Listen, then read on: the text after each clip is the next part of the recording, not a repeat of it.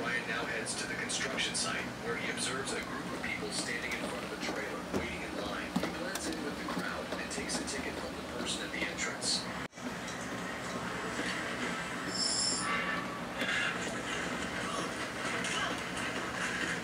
Where did you get this?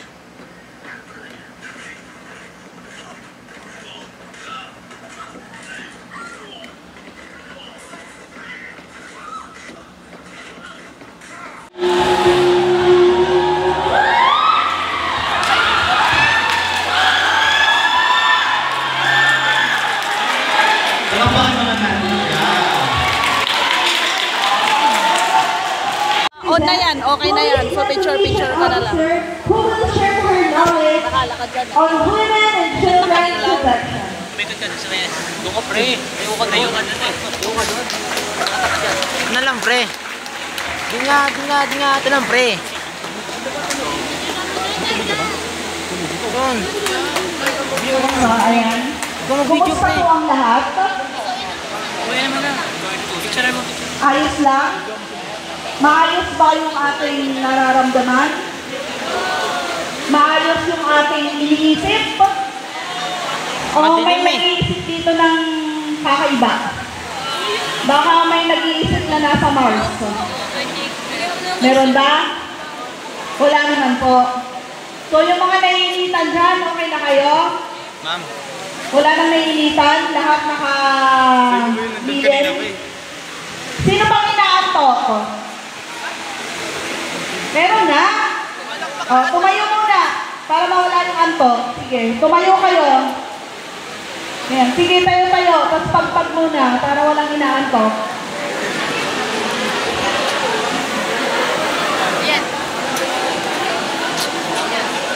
Ayan, so okay na.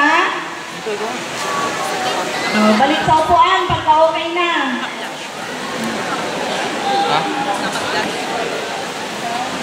Okay na? Okay na po? Madilim. Ayan. Kung makikita ninyo, sabi niya dahil pogi daw siya. Ako naman, hindi na ako nag-ano ng presentation, sa akin kayo dapat nakatingin at saka sa akin kayo dapat makikinig.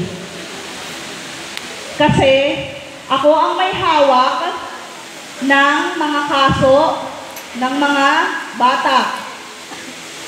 Ito man ay inaabuso o di kaya naman ay kung kayo ay gumagawa ng hindi maganda. So dapat nakinig kayo sa akin kasi pagpunta nyo sa station, nakita ko, dito yung nag-aaral sa Iluminada. Di ba? Nag-discuss ako sa inyo. Ano ang natutunan mo? Bakit ka nandito sa akin? Di ba? Eh paano pagka wala kang naisagot? Anong deal natin? Mga 18 years old na po sila, no? Matured na, tama? O may mga minor pa po dyan, banda. Ha? Minor pa? 16, 17. Okay. Pinakabata is 14? 13. Okay, sige. Punta tayo sa... Sino may alam kung ano ang CICL? CICL. RA 9344. Dali, cellphone. Walang cellphone? Ay, wala. Wala. Ayun. So, yung CICL na tinatawag, Children in Conflict with the Law.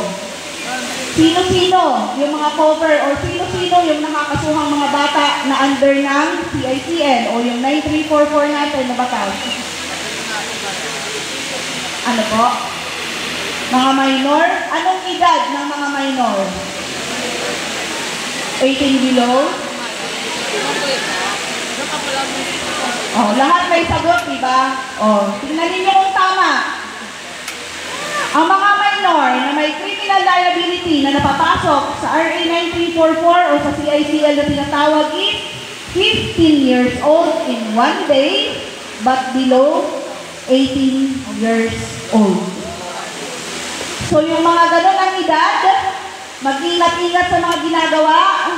Kung alam mo o kung hindi ka sigurado kung tama ba yung ginagawa mo, kung bawal ba ito sa batas, o pinagbabawal lang ng nanay ko. Bawal ba ito sa batas o pinagbabawal lang ng school?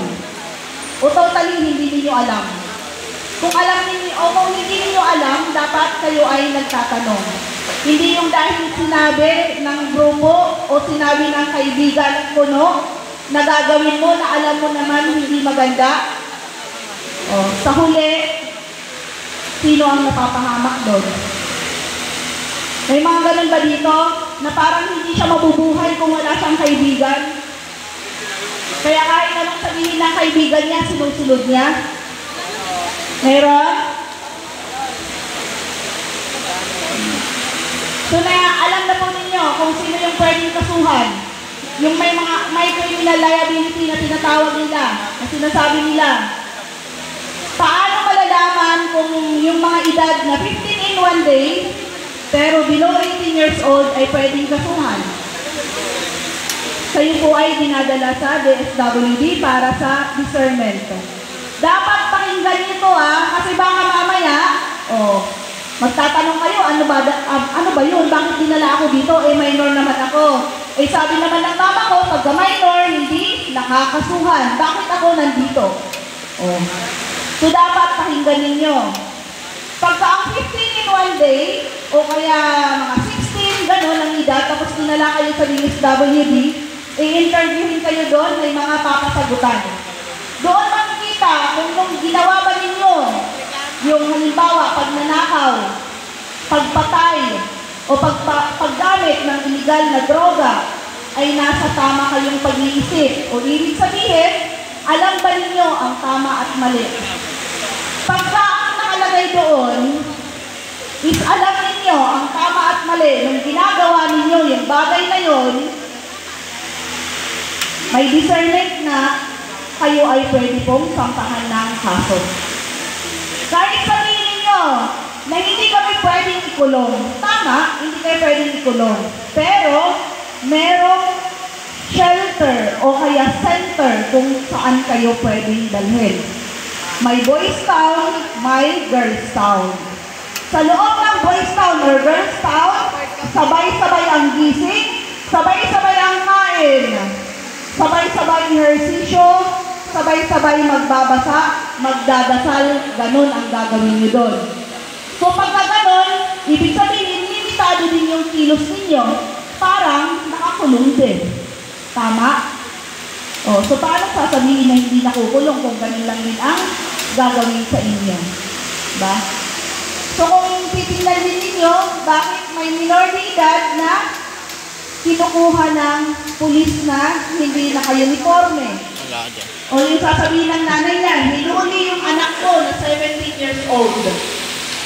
Kasi nga, parang sa maganda din, pagka kayo ay sinampahan ng kaso, kasi nga may discernment na kayo, pwede kayong kuhanin at ibigay sa MSWD, at ang MSWD dadalhin kayo dun sa shelter po na yun.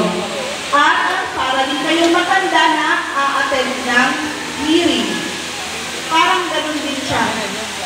Walang pinagkaiba. Ang pinagkaiba lang, hindi kayo halo-halo kasama yung mga matatanda, kundi puro bata ang kasama ninyo. So, naiintindihan ninyo? Pwede palang makasuhan ang mga minor de edad. So, lahat ng inyong gagawin, dapat tanungin ninyo or pag-isipan ninyo kung tama ba yan, kung hindi ba kayo mapaparusahan sa inyong mga ginagawa. Kasi minsan pagka sinabi mong minor de edad, hindi na makakasuhan. So, makakasuhan po kayo at pagka kayo ay nasintensyahan o sinabi ng korte na oo, ginawa niya yung pagnanakaw, alam niya ang tama at mali nung ginawa niya, o ganito ang sentensya niya, mag-i-stay siya sa boys town ng 2 taon.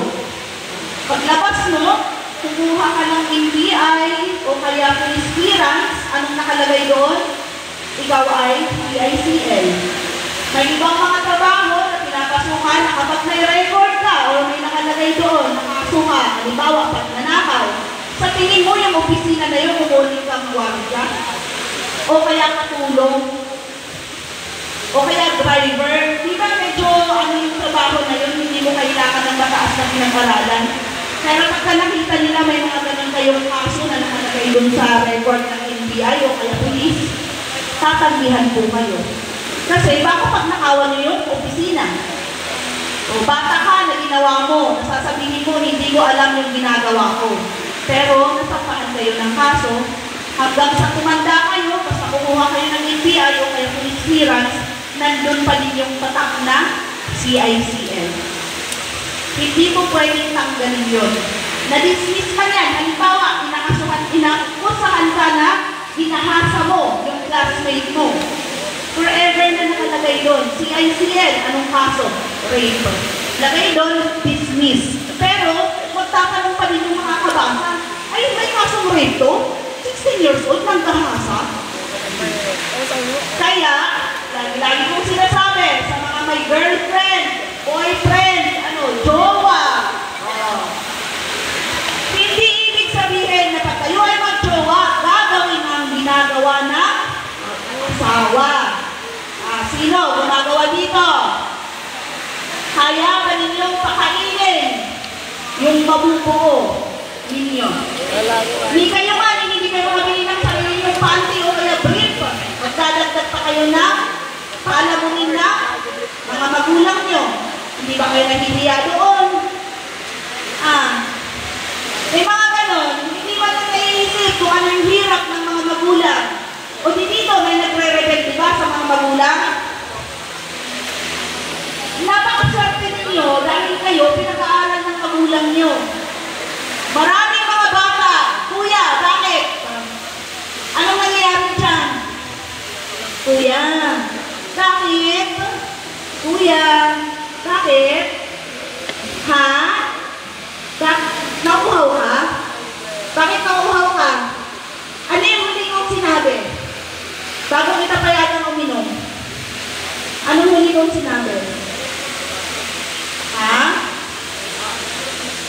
Ano po? Magpaalam? Ano po? Ano yung huli kong sinabi?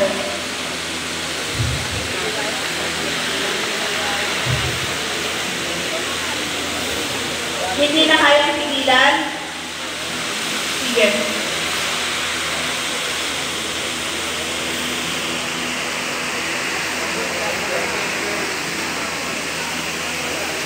Saan na tayo? Ano yung huli kong sinabi?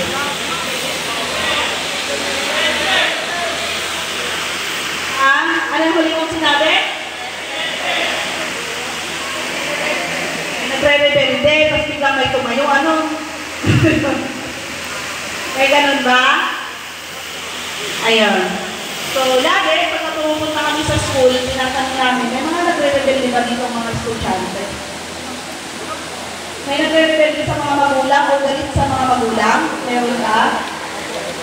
Mga nagtatampong sa magulang? Wala naman? Ha? Meron? Bakit? Anong kinakatampo ninyo sa inyong mga magulang? Kulang ang baon? Pinagalitan? Hindi pinayagang mag-boyfriend? Ano yung kinakasama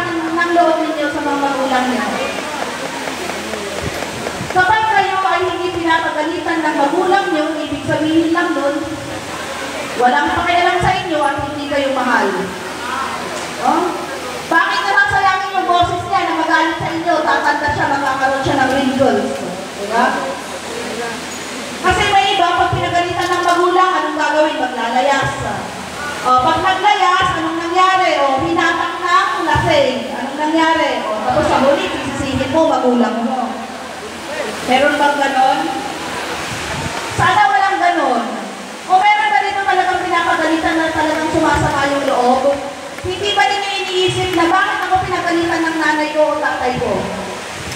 Unless yung nanay mo, wala kang ginagawa, honor ka sa school, maagang umuwi, naglalaba ka ng sariling damit mo, wala kang problemang binibigay sa pamilya, pero ang ginagawa ng nanay mo or tatay mo, anong ginagawa sa'yo? Pinatakain ka ng panis, tinatadyakan ka, pinapasok ka ng iyong. May ganun ba? May ganun? Pagka may mga ganun, lumapit kayo sa akin na, delikado ngayon. Pero kung yung magulang mo, nagalit sa'yo kasi anong oras ka umuwi? Madaling araw. Lasing. Tinatadyakan pa yung pinto, akala mo siya ang nagpagawa ng bahay nila. Meron? Anong ginawa ng nanay? Abay nasampal, tapos pupunta sa pulis. Sasabihin, inabuso ng magulang. Pang-aabuso ba ang ginawa ng nanay na pananampal sa'yo kung gano'n ang uwi mo? So alam ninyo ang pagkakaiba ng inaabuso, physical, at dinidisiplina. Tama ba? O hindi? Sino ang papayag dito na kukurutin ng magulang pagka may ginawang hindi maganda? Ay, maraming ayaw. Ayaw masaktan? Bakit? Child abuse na? Gusto ko pagalit lang. Iba na kasi eh. Pag sa inyo, konting sinabihan lang kayo, konting pinagalitan na kayo, may trauma ako, depressed ako. May Diyos ko naman, mga anak. Bakit ka ba pinagalitan? Di ba? Yun ang dapat iniisip ninyo bakit kayo pinagalitan? Bakit kayo grounded? Bakit kayo hindi bibilhan ng isang bagay na gusto nyo? iPhone 14. iPhone 7. Kasi walang pera, kulang. Kasi hindi ka binilhan ng iPhone 14, anong sasabihin mo? Hindi na ako papasok. O anong gagawin mo sa bahay kung hindi ka papasok? Papalamunin ka lang, parang baboy. O buti nga ang baboy, di ba? Pag pinalabot, ibibenta, may pera. O ikaw, anong gagawin sa'yo? Hindi ka naman pwedeng per kilo. Diba? Oh, totoo naman. Bakit? Per kilo? Pwede ba yun? Eh, tao ka eh. Hindi ka naman pwedeng pambenta. Kaya isipin muna ninyo. Bakit ka pinagalitan? Bakit hindi kayang ibigay? Dapat hindi mo kasi iniisip o kinukumpara yung sarili ninyo sa classmate ninyo na binibigyan ng magulang ng kung anong gusto niya. Kasi nga naman, baka siya ay maraming extra. Isipin ninyo, ay, ito maraming binibigay sa anak. Lahat ng gusto ng classmate ko, binibigay ng magulang niya. So, dahil andito ako sa school, pinag-aaral ako ng magulang ko, pag-iigihan ko ang pag-aaral para pag may anak din ako, mabibilhan ko siya ng lahat ng gusto niya. Yung hindi na ibigay sa akin ng magulang ko, pwede kong ibigay sa aking anak. Parang yung negative na nangyayari sa inyo, gagawin yung positive yun. Inspirasyon, kumbaga. Hindi lalaki o babae ang inspirasyon. Hindi kailangan ganun. May iba, hindi pinayagang paligawan. Ang gagawin, magbibigti, maglalaslas. O naglaslas, di naman namatay. Dadalhin ng ospital, ang mahal-mahal ng bill. Problema pa, di ba? May mga ganun ba? Nag-iisip ng ganun? Ha? Wala? Kaya tinatanong ko, nung una, kumusta kayo? Kumusta ba ang buhay ninyo? Okay lang? Ganun lang? Level lang siya? Walang tumataas tapos biglang bababa? May mga bagay na pwede nyo i-share sa mga kaibigan nyo. May mga bagay na ayaw nyo i-share kasi baka i-marites kayo. Pwede naman po ninyong sabihin sa mga teacher ninyo, may guidance naman dito.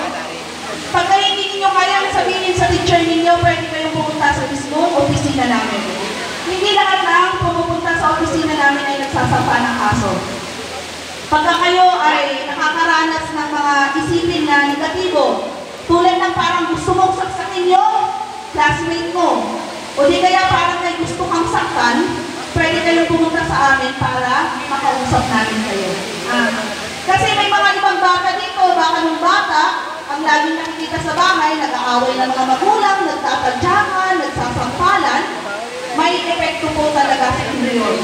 So kung sa panahon ngayon, parang naisip mo or parang may iba, kakaiba, yung iniisip mo, hindi lang sa nararamdaman, pwede po kayong pumunta sa atin.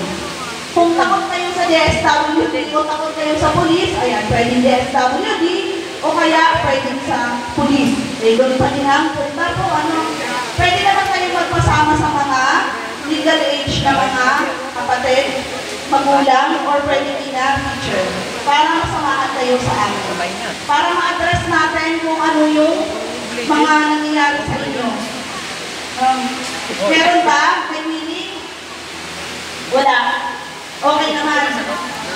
Sigurado ninyo, okay naman na. Kasi may mga iba, kaya nga may iba na naninigarilyo kasi, anong feeling ba pag naninigarilyo? Sino naninigarilyo na dito? Sa mga 18. Meron na ba? Bakit may wala naninigarilyo? Wala. Umiinom. Umiinom ng alak kasi nakikita sa loob ng bahay, laging umiinom ang mga tao doon. Meron po ba? Ha? Wala na po ganon. Mga nangalit sa ML, meron ba? ML. Hindi na mag-review, ML na lang ng ML. Wala? Oh. Puro wala Meron na lang sasabihin ko sa inyo, puro wala pala. Sino ang may ka-chat na hindi ka kilala? Meron? Ano ang hinihingi sa'yo nung ka-chat mo?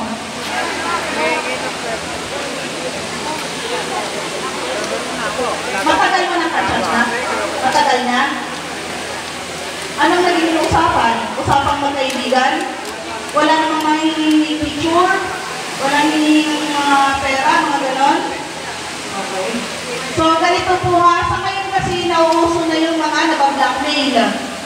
Nabanggit na kanina, sa cellphone, dahil sa cellphone, naka-chat niya, pinapasama sa grupo. Yun yung sa terrorism natin. Ito naman sa akin, yung tinatawag na USAIM o SISAIM, online sexual abuse sa inyong mga kabataan, ang ginagawa ng ka-chat ninyo, akala ninyo kaibigan ninyo.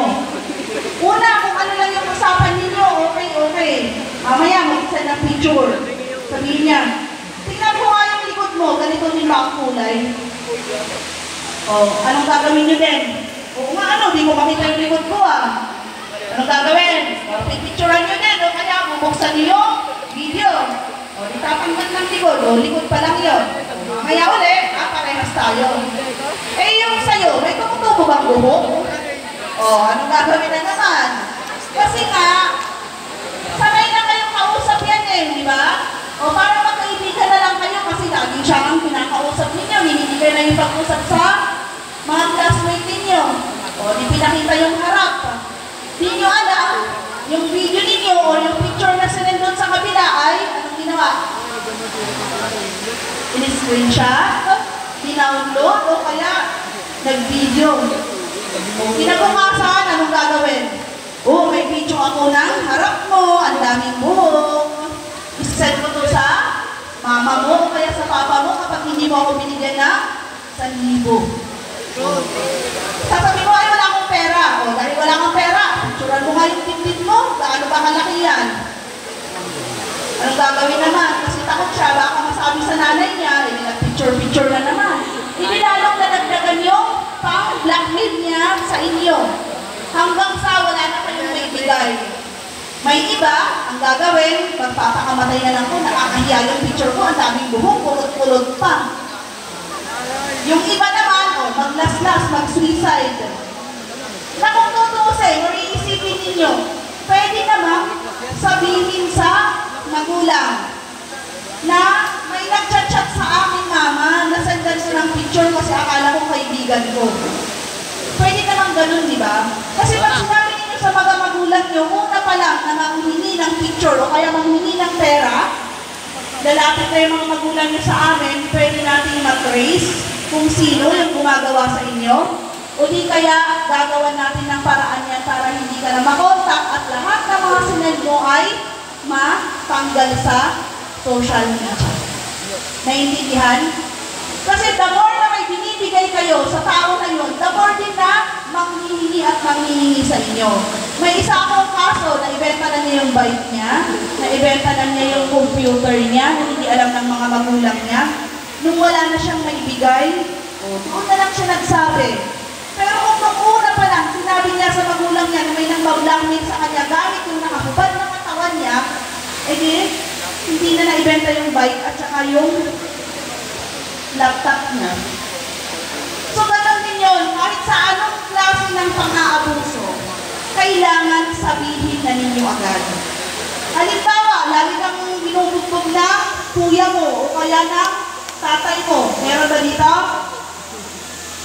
Sampal dito, tadya ko doon, ano pa? Binibigyan ka ng baon ng nanay mo na nasa ibang bansa, pero yung tatay mo, yung pera. Kasi, iinom. Pagka may mga ganung bagay na alam niyo na hindi dapat ginagawa sa inyo, pananakit o ano pa man yan na pambabastos sa inyo, dapat agad-agad isumbong ninyo. Huwag na ninyong patagalin. Kung hindi kayo pinaniniwalaan sa bahay ninyo, may ibang tao na pwedeng tumulong sa inyo. Huwag ninyong hayaan na masira kayo ng mga bagay na yun. Tulungan ninyo yung sarili niyo kasi walang sino mang makakatulong kundi kayo lang. No? Naiintindihan ba? O baka may inaantok na? Wala? Sermon, di ba? Huli ko, pero sermon lahat ang makukuha po ninyo sa akin. At sana nga, yung mga sinasabi namin sa inyo, isundin ninyo kasi para sa inyo yan. Hindi naman para sa amin yan. Kung tutusin, hindi na namin kailangan sabihin yan kasi may mga magulang pa naman kayo na pwedeng magsabi. Kaya lang, yun nga, may mga magulang na busy magtrabaho para kayo ay mapag-aral, so dapat kayo mag-aral kayo ng mabuti. Hindi yung kung ano-ano ang mga pinagagawa sa school. O pag sinabing bawal gumamit ng illegal na droga, bawal yun mga anak, ano? Baka mamaya, matulungan mo yung pamilya ko, magbenta ako dito sa school. Maraming bibili. Magkano? 100? Magkano benta? Sinong meron? Bibiliin ko, 2,000. Ay, konti lang. Meron? Meron ba? 2,000. Huwag kayong papagamit. Sa pinapabenta sa inyo, na ang presyo, 200 pesos, ang sa inyo, 10 piso lang. O, tapos kailangan mong magbenta ng ilang gramo para makakuha ka ng 1,000. O, samantalang sila, ang kita nila doon, 80 pesos, tapos sa'yo yung 10. Ginamit na kayo, kasi sabi nga niya, hindi naman kayo nakakasuhan eh. Kaya lang, nahuli kayo. O, dadala kayo sa Panglao. Gusto mo maging pulis, gusto mo maging sundalo, kaya lang nakita, CICN, anong kaso? 9165. Sa tingin nyo, makakapagpulis ka pa ba? Makakapagsundalo ka pa ba? Hindi na. Saka yung lagi ko ang sinasabi, may mga trabaho kasi na talagang tinumutuhan nila yung mga nag-a-apply sa kanila. Kasi sa dami natin na tao dito sa mundo na to, syempre ang isang kumpanya, ang gusto is yung matino yung mga tauhan nila, hindi yung may bahid. Diba? Masakit man, kasi minsan, nasama lang, napasubo lang, kaya nagkaroon siya ng record. Kaya lang, sabi ko nga, ang record na yan is forever na kung nandyan. Basta nakasulat yan sa blatter, basta nakasampahan na kayo ng kaso sa Malolos, dun sa court natin, nandyan at nandyan yung tatak ninyo.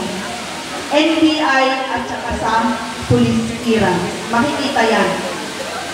Kaya kung iisipin mo, ano pang silbi na nag-aaral ako, kung gagawa din naman ako ng hindi maganda. So, babalik ulit tayo, pinag-aaral kayo ng magulang nyo, napakaswerte ninyo, kaya na kung sasayangin ninyo yan, kayo din ang lumbisa ulit. Kasi lahat ng ginagawa ng mga magulang ninyo, para yan sa inyo. Hindi naman para Meron ba dito pinag-aaral ng magulang para sa mga magulang? Opo? Sino yun?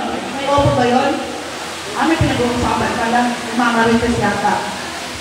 No, wala naman ganun. Pinag-aaral din ng mga magulang nyo kasi gusto nila meron kayong magandang kinabukasan o magandang buhay sa hinaharap. Maswerte kayo kasi nga, yung mga ibang bata gusto mag-aral pero hindi mapag-aral ng kanilang mga magulang. No, yun ang lagi ninyong iisipin. Pagka pinagalitan ng magulang, ulit-ulitin ko ulit, dapat gamitin mo as positive yun. No? Mali ang ginawa ko. Kaya dapat itama ko para hindi ako mapagalitan ng magulang ko. At saka sana kayong mga anak is marunong kayong magpasalamat sa mga magulang nyo sa lahat ng mga binibigay nila sa inyo. At sana huwag kayong nanunumbat.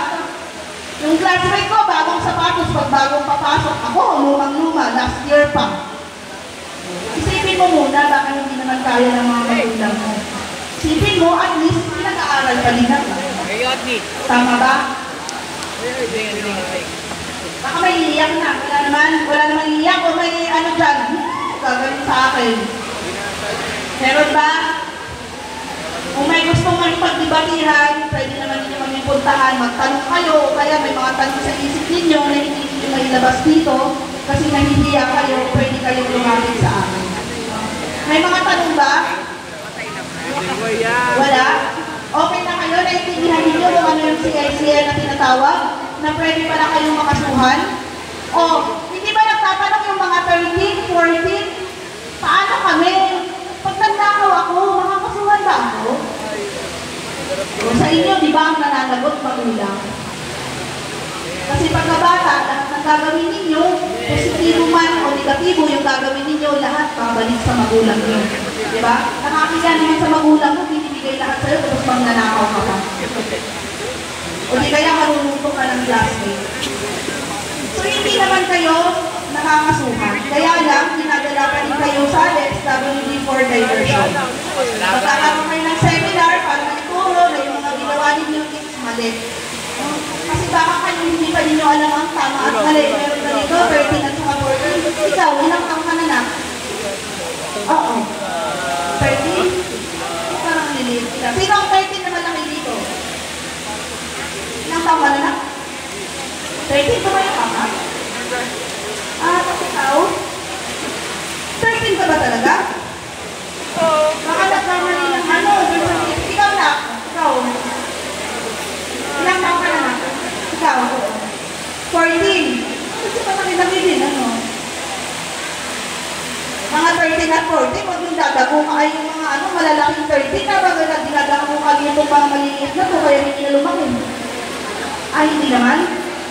Hindi? Hindi naman daw. 13, 14. So yun ha, pagka 13, 14, o kaya sakto 15 kayo, diversion na ito ang ginagawa sa inyo. At pag malaki kayong nare-record din na dinadala for diversion sa SWD, makikita din yun. No? Pwede din nilang idagdag. Halimbawa, itong batang to, nagnakaw na naman ng ano. Ayoko, maraming record yan. Nung 13, nagnakaw na ang kalabaw. O, nung 14, nagnakaw na ang itik. O, ngayon naman, nagnakaw na ang ano. Ano no? Ballpen? Grabe naman yun. Ano yun? Ballpen na? Isang box ba yun? O isang buong bahay na ballpen? So sana huwag na ninyong gagawin pagka alam ninyo na hindi tama o hindi maganda. Kasi kahit bata kayo, yun nga, may mga pananagutan na dapat minsan, dapat hindi kasi ginagawa yun. Kaya lang minsan, yung mga classmate ninyo, anong sasabihin?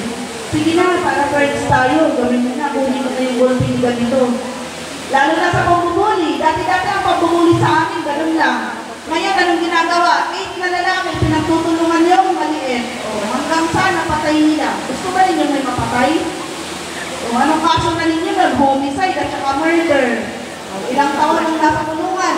20 years? 25 years? Ilang taon na makakalabas nun? Sino may gusto nun? Hindi sila nag-aaral kasi ako dahil gusto kong makipagkaibigan doon, ginawa ko yun. Tapos ikaw pa ang ginawa, mastermind, dahil ikaw ang pinaka-malaki. Kala nila, ikaw ang nagplano kasi ikaw ang matanda. So yan, ingat kayo sa mga sinasamahan ninyo ng mga kaibigan. At ulit-ulitin ko kung may mga tanong kayo na hindi masagot ng mga magulang ninyo, pwede sa mga teachers ninyo. Yun nga, iba kasi ang gusto sa kaibigan. Kaya lang yung minsan kasi yung kaibigan mo, akala mong totoong kaibigan, hindi pala. At dahil mga bata kayo, hindi pa ninyo mag-distinguish kasi ang mga bagay na yun. So wala kayong tanong tungkol sa mga pang-aabuso sa mga bata, sa CICI na tinatawag? Kasi kung wala na, okay na, para makauwi na kayo. Ha? Mamaya pa? Bakit? May card pa ba? Ha? Hindi kaya ng card ma'am? Ha? May instruction pa? May instruction pa? O sige, para may si teacher. Dahil wala kayong tanong kasi alam ko may magtatanong paano kung ganito, paano kung ganyan? Wala naman. So yun ha, laging tatandaan ninyo, kung nakakaranas kayo ng sinasabing depression o iba na yung iniisip ninyo, pwede kayong lumapit sa amin, may tutulong sa inyo. Alam kong napanood ninyo yung mga nangyayari ngayon. Sa mga inaabuso, pwede kayong lumapit sa amin, kahit matagal na yun, pero may epekto pa din sa inyo, lumapit pa din kayo sa amin. Na, hindi kami nakangangin. Tsaka hindi kailangan ng bayad. Libre yun. No? So, yun lamang po. Maraming salamat at magandang hapon po sa ating lahat.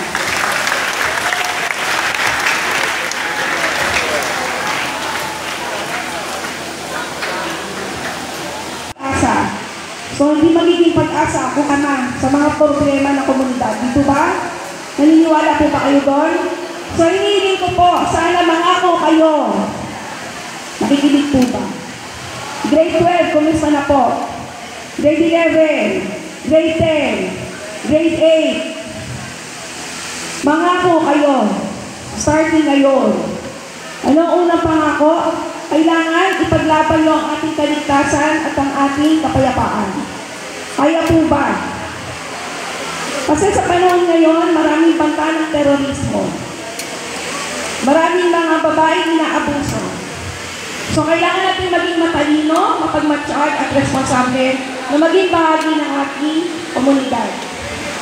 So wag mo natin hayaan na manaig ang krimen at takot. Ipaglaban natin ang kapayapaan at katarungan. At higit sa lahat, pangalagaan at itaguyod ang dignidad, ang kaligtasan at karapatan ng mga kababaihan at mga kabataan. So muli po, maraming salamat po at makiisa po tayo sa isang ligtas, payapa at makatarungang lipunan. Mabuhay po tayo lahat.